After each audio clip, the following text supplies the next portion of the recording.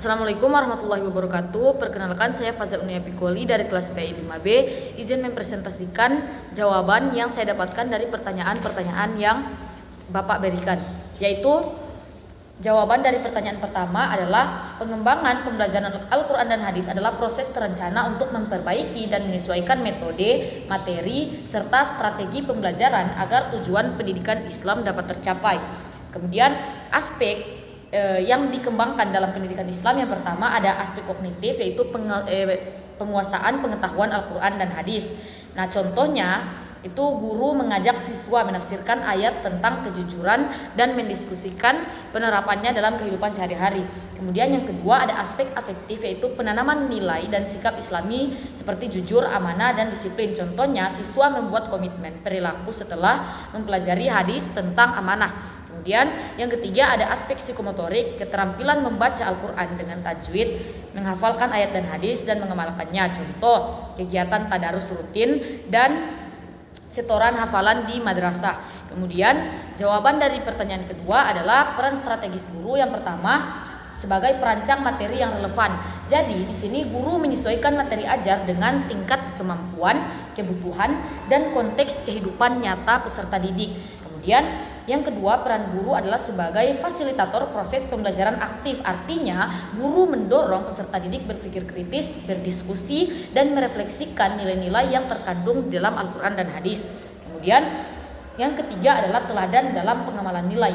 Guru menjadi model sesuai ajaran Al-Quran dan Hadis sehingga peserta didik dapat meneladani secara langsung. Jadi, guru sebagai role model. Contohnya, dalam metode kontekstual yaitu guru dapat menggunakan metode problem based learning atau PBL. Misalnya saat membahas hadis tentang kejujuran, guru memberi kasus nyata seperti mencontek. Jadi peserta didik ini diminta menganalisis kasus tersebut sesuai isi hadis dan mencari solusi. Kemudian metode ini membuat anak-anak atau mereka itu mengerti, memahami nilai-nilai hadis secara nyata dan dapat menerapkan dalam kehidupan sehari-hari. Kemudian jawaban dari pertanyaan ketiga yaitu tujuan dari pembelajaran Al-Quran dan Hadis adalah membentuk peserta didik yang beriman, berakhlak, dan terbiasa mengamalkan ajaran Islam. Adapun tujuan khusus yaitu mencakup meningkatkan kemampuan membaca Al-Quran, kemudian memahami kandungan ayat dan hadis secara kontekstual, kemudian menumbuhkan sikap religius dan akhlak mulia dalam kehidupan sehari-hari.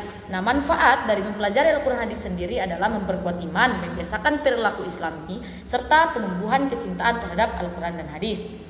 Nah, kemudian penerapannya melalui program Morning Quran, yaitu tujuan tersebut dapat diwujudkan melalui program Morning Quran, yaitu kegiatan membaca, menghafal, dan tadabbur Al-Quran sebelum pembelajaran dimulai.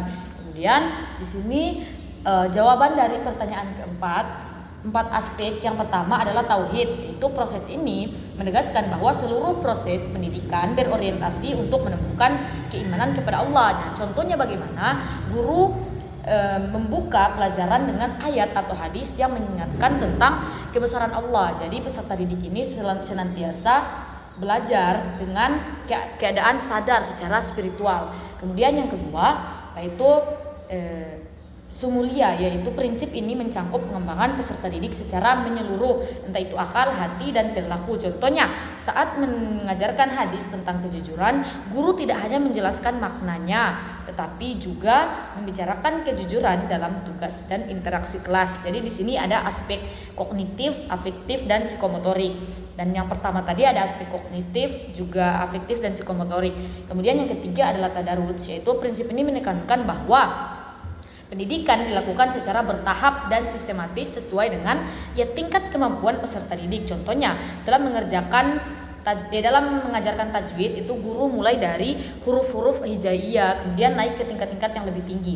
Kemudian yang terakhir ada takziah. Prinsip ini menekankan pembinaan spiritual dan moral untuk membersihkan hati dari sifat buruk dan menumbuhkan akhlak yang mulia. Contohnya guru mengajak siswa melakukan refleksi diri setelah mempelajari ayat tentang Al-Quran dan Hadis. Kemudian pertanyaan kelima yaitu analisis keterikatan Al-Quran dan Hadis.